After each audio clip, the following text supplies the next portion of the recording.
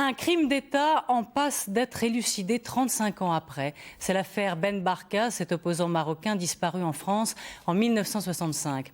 Dans le journal Le Monde, le témoignage exclusif d'un ancien agent secret révèle les circonstances de la mort de Ben Barka.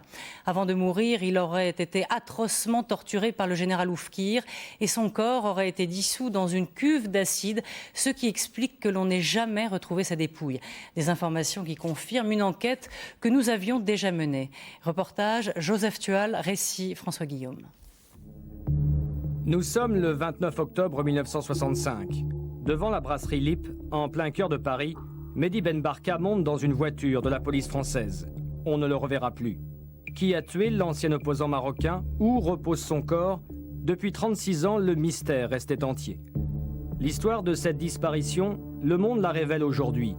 Ben Barka a été kidnappé et torturé à mort dans une villa près de Paris par les services secrets marocains, et notamment par cet homme, le général Oufkir, alors ministre de l'Intérieur d'Hassan II. La source du Monde, un ancien agent secret marocain.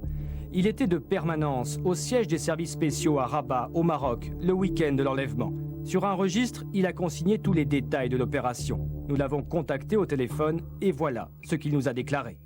Lorsque M. Ben Barka est arrivé à la villa, il y avait 4 policiers marocains. Qu'est-ce qui s'est passé ensuite? Il avait été torturé, puis on lui avait fait une injection pour le calmer. Il avait perdu connaissance pendant 3 heures. Oufkir est arrivé. Ils ont repris la torture. Et il a participé également à la torture. Ben Barka mourra dans la nuit.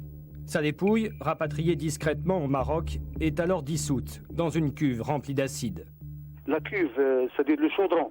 Oui. Il avait été préparé le samedi sur ordre de Clémy.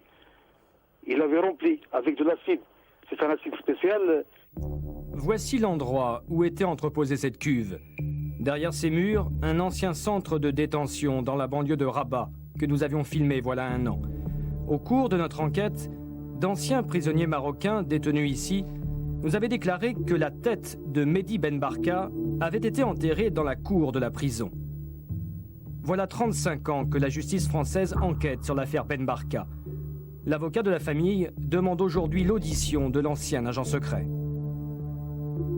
Dans la procédure actuelle, l'intérêt, c'est que ça nous donne un témoin de plus, un témoin qui nous indique qu'il est prêt à parler, alors que jusqu'à présent, l'ensemble des personnes qui étaient mêlées à cette affaire côté marocain ne parlaient pas, on ne les interrogeait pas, pour la bonne raison que, officiellement, depuis 35 ans, on nous serine que c'est une affaire franco-française.